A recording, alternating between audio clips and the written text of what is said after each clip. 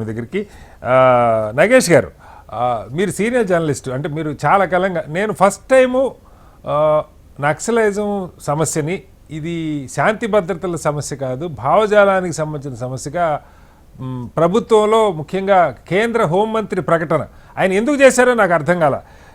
మొత్తంగా అంటే సైద్ధాంతికమైన పోరాటంగా దాన్ని చివరి రోజు ఆయన ప్రకటించటం ఎలా అర్థం చేసుకోవాలి, ఎందుకు ఆ ప్రకటన చేయాల్సి వచ్చింది? నిన్న ఆయన మాట్లాడారు, ఇది ప్రతి సామాజిక సమస్యకి పరిష్కారం రాజ్యాంగంలో ఎత్తుక్కోవాలి, ఇది ఓకే, అది తుపాకీ కొట్టడం ద్వారా ఏమి రాదని చెప్పడం వేరు, బట్ ఇది శాంతి భద్రతల సమస్య కాదు, సైద్ధాంతిక అంశం అని చెప్పి ప్రభుత్వం మాట్లాడుతోంది. దీన్ని ఎలా అర్థం చేసుకుందాం? మిగతా విషయాలకు మళ్ళీ వద్దాం.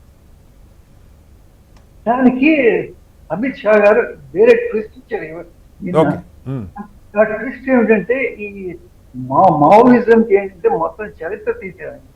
ఎప్పటి నుంచి రష్యన్ రెవల్యూషన్ దగ్గర నుంచి ఆయన రష్యాలో ఎట్లా కమ్యూనిజం వచ్చిందో, దాని తర్వాత దానికి కొన్ని సంవత్సరాల తర్వాత సిపిఐ వచ్చిందో, దాని తర్వాత మావోని చూసి 64 లో సిపిఎం వచ్చిందో, దాని తర్వాత కొన్ని సంవత్సరాల తర్వాత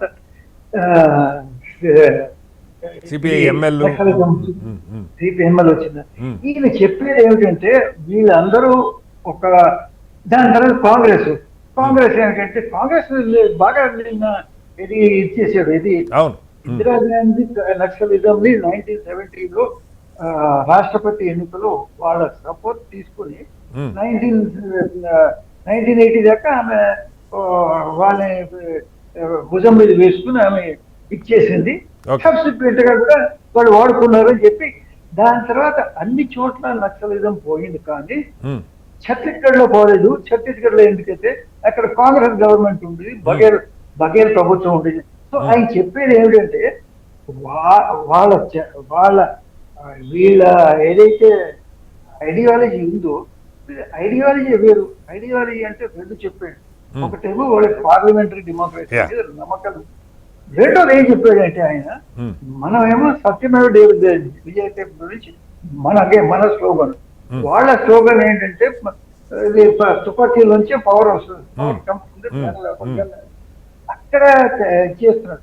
సో ఏంటంటే ఆయన కొంతమంది మెంబర్స్ ఏమిటంటే పాపం నక్సలైట్స్, వాళ్ళ ఏమిటంటే వాళ్ళ అంటే కొంతమంది ఎవరో డిస్క్రైబ్ చేసినట్టు ఉన్నారు. మరి ఆ పాత్ర నేను వినలేదు.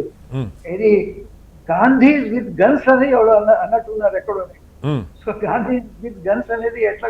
గాంధీ విత్ గన్స్ ఏం కాదు సార్. నేను లోక్సత్తా ఉద్యమంలో పనిచేశాను. లోక్సత్తా టీషర్ట్లు, మా టీషర్ట్లు వెనకాల వీఆర్ నాన్ వైలెంట్ నక్సలైట్స్ అని రాసుకునేవాళ్ళం. అంటే ఇది భావజాలం మంచిదే కానీ మార్గం కరెక్ట్ కాదు, హింస కరెక్ట్ కాదు, కానీ భావజాలం సమాజానికి పనికి చాలా మంది నమ్ముతారు.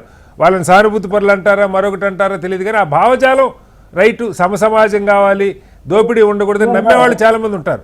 దాన్ని మీరు అసలు నక్సలిజం ఎక్కడ మొదలెట్టింది?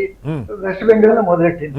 వెస్ట్ బెంగాల్ లో మొదలెట్టింది. దాని తర్వాత దాంట్లో వైలెన్స్ ఎట్లా ఉండేది అంటే, సిద్ధార్థ శంకర్ రాయ్ ఎప్పుడైతే ముఖ్యమంత్రి ఉన్నాడు, నక్సలైట్స్ రోడ్డు మధ్యలో పోలీస్ స్టేషన్ ట్రాఫిక్ అంబ్రెల్లా కింద నిల్చున్నప్పుడు వీళ్ళు కాల్ చేస్తుండేవాడు.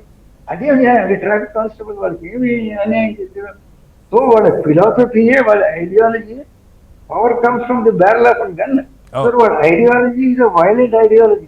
మరి మీరు లోక్సత్తా వాళ్ళు ఐడియాలజీ కాదు సార్, మార్గం. ఇప్పుడు ఇందాక మార్గం కరెక్ట్ కాదు, కానీ ఐడియాలజీ పాయింట్ ఆఫ్ వ్యూలో ఇప్పుడు అసలు ఐడియాలజీ లేదని ఇప్పుడు దాకా ప్రభుత్వాలు వాదించినాయి కదా. నేను అంటుంది అది, ఐడియాలజీ లేదు, ఇది భావజాలానికి సంబంధించింది కాదు, శాంతి భద్రతల సమస్య కదా ప్రభుత్వాల వాదన.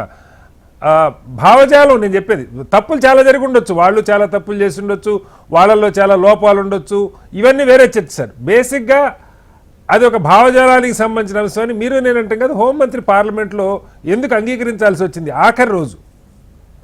భావజాలం ఏంటంటే ఇప్పుడు ఆయన దానికి ఒక జస్టిఫికేషన్ ఇచ్చాడు.